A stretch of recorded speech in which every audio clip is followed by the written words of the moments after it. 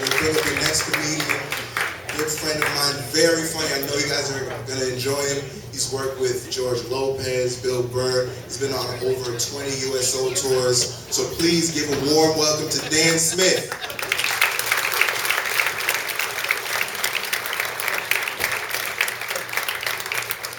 Hey guys, keep it going for Nick Chambers, everybody.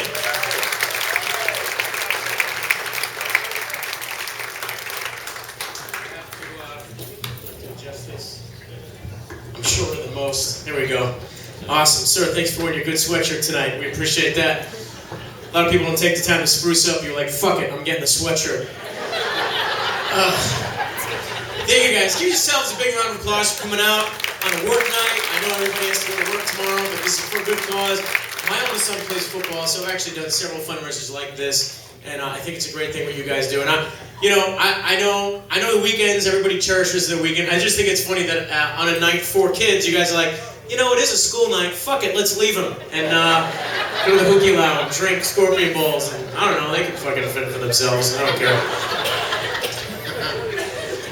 But I'm psyched to be here. I love doing stuff like this. And also, like Nick said, I've actually had the benefit of going overseas many, many times. 25 times to be exact. Most recently, I was in Iraq and Afghanistan doing shows for the troops. And I'll tell you what, it is a huge honor. And it wasn't until I went over and started doing a lot of these shows that I realized that each branch is so different from the other. You know, like the first time I went over and I did a show for the Army, a bunch of Army guys. You know, and I said, hey, where are my Army guys at? They have their own call. You know, if you say, where are my Armies at? You know, who? That's their who. Right? And I'm from Worcester. I thought they were calling me a whore. Hey, whore. I'm like, dude, why do you call me a whore?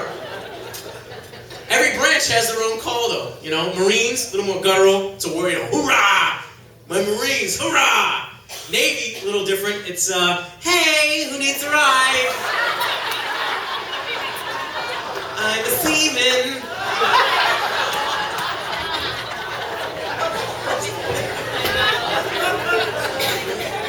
It's alright, they're not here. It's alright. I mean, if they are, they can't take me. You know what I mean? It's whatever. Sweatshirt will back me up. That's who I wore it. I like to fight. Even at fundraisers, fuck them. It's alright. It's alright to have a little bit of violence in your life. Football is a violent sport, but if it's channeled in the correct way, you know, it's good. Now, I'm from Worcester, right? But I actually lived in LA, in Hollywood, for 15 years doing comedy. Now, LA is a big city. It's a little bit violent, right? It's to be expected. Second biggest city in the country. The #1 crime in LA. Do you guys have an idea what it is? What do you think the #1 crime in the city of LA is? You can yell it out. What do you think? Prostitution. The #1 crime in the city of LA? Really? The drugs and gangs, hookers? Really? What kind of neighborhood did you grow up in, dude? Okay. Yes, sir. Prostitution, the #1 crime in the entire city. 911 is ringing off the hook. Currently. Excuse me, someone broke in my house. I think they have guns. I'm sorry, sir. We've got so many goddamn hookers giving handjobs right now. We simply don't have the manpower. There are so many goddamn whores roaming the neighborhood. We don't have time to take care of your break-in. No, jackass. Actually, the #1 crime... Prostitution? Really? That's the most ridiculous shit I've ever heard. The #1 crime is aggravated assault. That's the #1 crime. Aggravated assault. It's the name of that crime that cracks me up. Because they put an adjective in front of it, right? It's aggravated assault. Fucking aggravated! Yeah, isn't that the point? If you assault somebody, shouldn't you be slightly aggravated? Is somebody going around pleasantly assaulting people? Hey, my name's Dave. Here's my knife. You just stabbed me in the face. What? No, he was nice. He's very nice. Oh.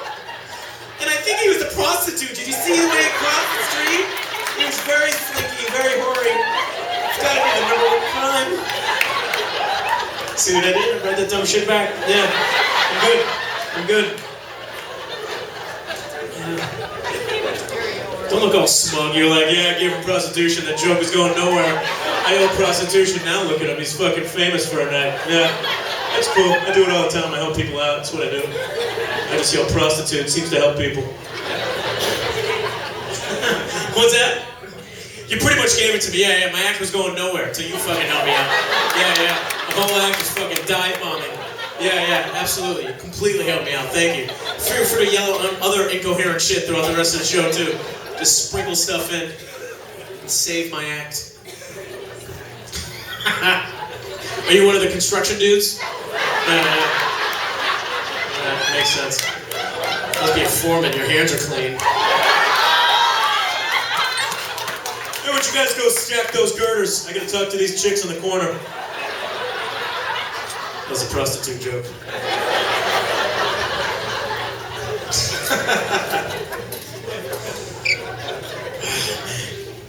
Well, I lived in LA. I got to do a lot of shows in Las Vegas. You guys ever been to Las Vegas before?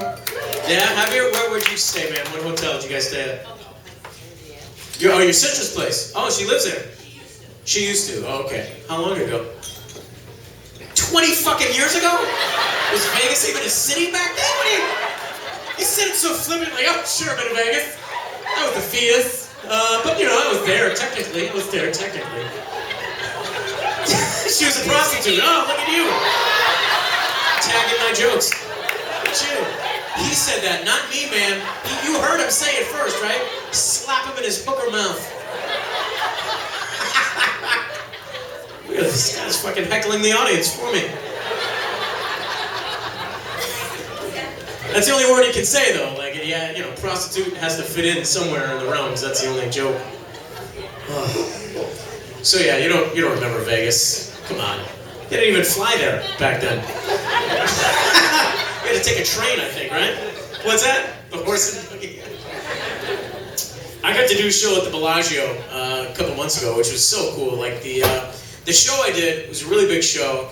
Now, okay, two things happened to me at the show in Las Vegas. The same night, same show. I'm trying to think about which one I want to tell you guys first, because it was a pretty messed up evening. But all right. First of all, during the show was great. It was huge rooms, like 700 people. But right up front of the show was a big bachelorette party.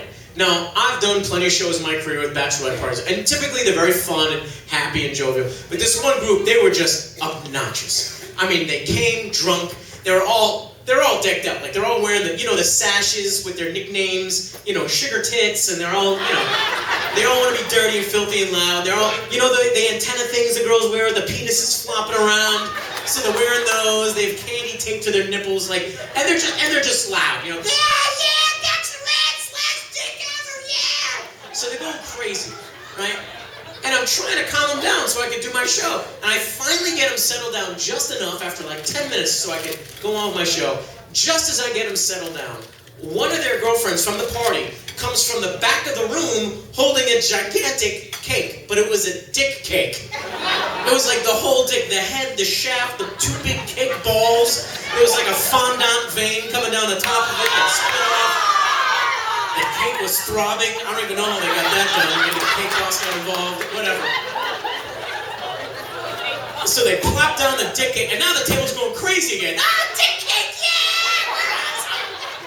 And now I can't get them to shut up. They're just going crazy over the dick cake. So I'm just laying into them hard, because they're prostitutes, yeah. And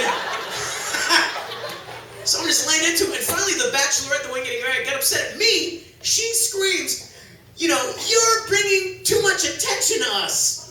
Me! They're wearing glow-in-the-dark dildos banging off their forehead, but I'm bringing too much attention to them. So this is what she does. She takes her hand, scoops her hand, scoops the head of the dick cake, and flings it at me.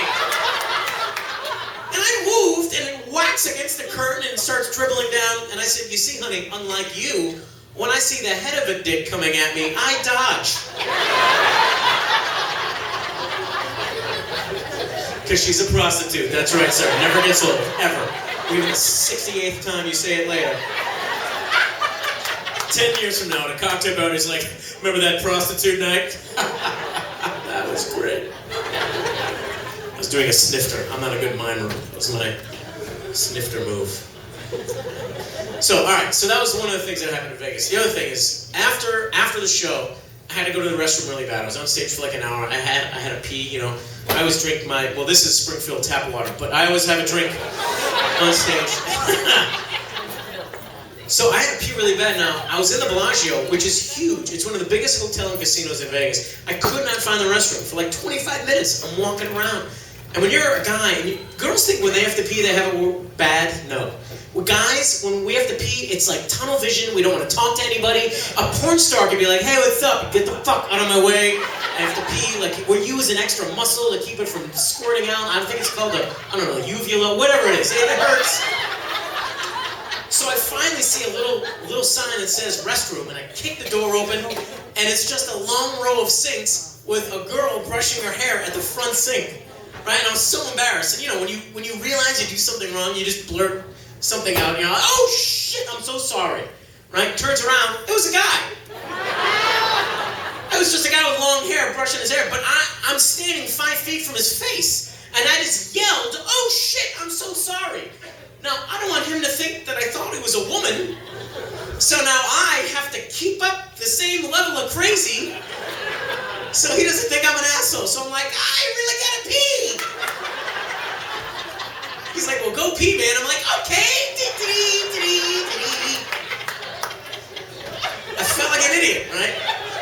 I just want to go to my room, so I go up, make my way to the elevators. Elevator doors open up, and there's these two tall, skinny-looking dudes in the elevator. One of them has a T-shirt on that says Worcester, right? And I'm in Vegas. And I go, oh, dude, I'm from Worcester. And he goes, no, man. From Worcester, England. From Worcester, England. And I go, oh, that's cool. I'm from Worcester, Massachusetts. And he got mean to me. He goes, yeah, we were first. I go, oh, that's cool, because we won. Now, go brush your teeth, asshole. Because I don't do that a lot. Why, are they here? They can't, they don't know. Any Brits here tonight? No, of course not. They think it would be a soccer benefit at that point. Football, soccer. Yeah, you don't watch TV. Okay. Anybody here ever been to Canada before? Oh, sure, I've been to Canada. It was like 7 years ago. My sister-in-law has a place there. It's nice. It's nice. Nice states up there. Nice states. Were you ever in Canada, ma'am? No. Okay. I do like Canada. If you've never been, Canada is actually a beautiful country. Beautiful countryside, friendly people. The only thing I don't like about Canada, and if you've ever been, you can back me up on this, their money situation drives me crazy. It's very coin-centric, right? They hate bills. There's no $1 bills, there's no $2 bills. Everything's big, chunky coins. And their $1 bill is called a loonie, and their $2 bill is called a toonie. Even the fucking money is a joke. Looney Toonies. So by the end of 1 week, you have this giant leather sack of coins, like you're a wizard from the 8th century looking to buy a potion and a goat. I couldn't handle that. I couldn't handle living in a country that didn't have $1 bills and two. Can you imagine having $1 and $2 coins and being a stripper in Canada? Oh, she's hot. Ping! Oh, this job hurts. Oh, we need a new job, Cinnamon.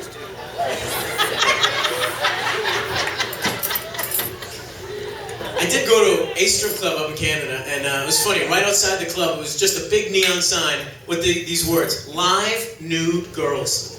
Live. That was the first word on the sign. Apparently, people were being fooled by the dead chicks being thrown on stage. Coming up next, the rigor mortis, guys. Yeah, sure, Stiffy. I don't know you guys. I'm a little bit tired of the hot strippers, like all walking around with nice car names. It's getting a little old, right? Like every stripper, hey, I'm Porsche. These are my friends, Mercedes. You know, Lexus. Right? Because there's ugly strippers. Let's be honest. There's some ugly strippers out there. I think by law, if you're an ugly stripper, you should have to have an ugly car name. Hey, what's up, everyone? I'm Gremlin. These are my friends, Yukon, Land Rover. Let's get busy. I don't know if you guys saw this in the news. This is completely true, and I'm not making this up. You can go home and Google it if you don't.